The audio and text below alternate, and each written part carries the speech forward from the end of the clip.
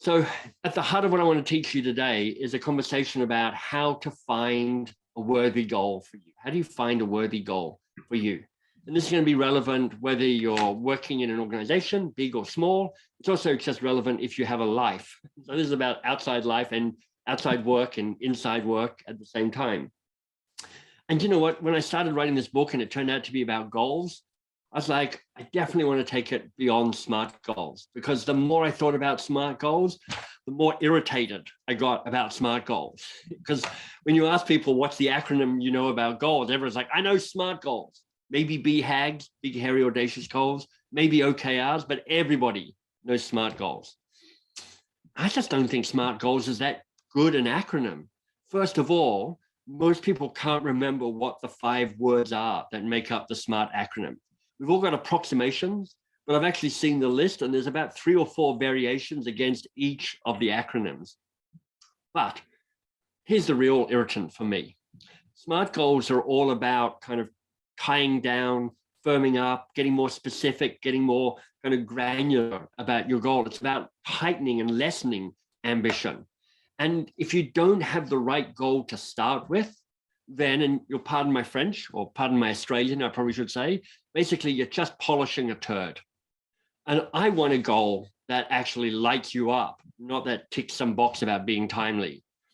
BHAGs, big, hairy, audacious goals, that's got a bit more of that ambition to it, but mostly it feels like BHAGs work at a kind of big organizational level, not at a personal level. So I'm finding something that's got the same fire as a BHAG, but that works for you. And what I've discovered through my research and kind of playing around with this, I think there are 3 attributes to what make up a worthy goal. And Brett gave you a hint of what those are. I think a worthy goal needs to be thrilling, important, and daunting. So let me take you through each of the 3 elements of that so you know exactly what I'm talking about. We'll start with thrilling. And I hope you don't mind my low-tech slides here. But I'm figuring there's not a single person alive who's going, I hope Michael has PowerPoint.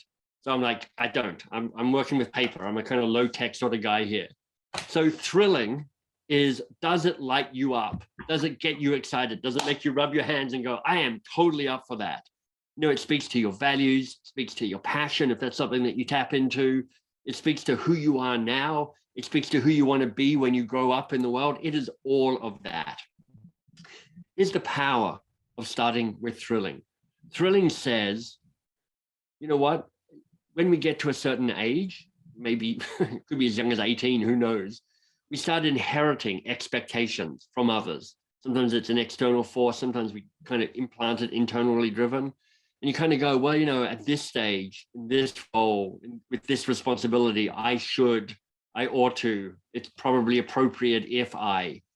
And we kind of inherit goals that we're just not that excited about, but we feel we should be doing it for some reason.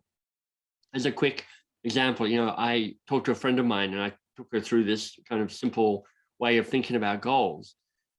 She has been talking to me for 20 years about writing a book, because I write books. She's like, I want to write a book too. And I'm like, great.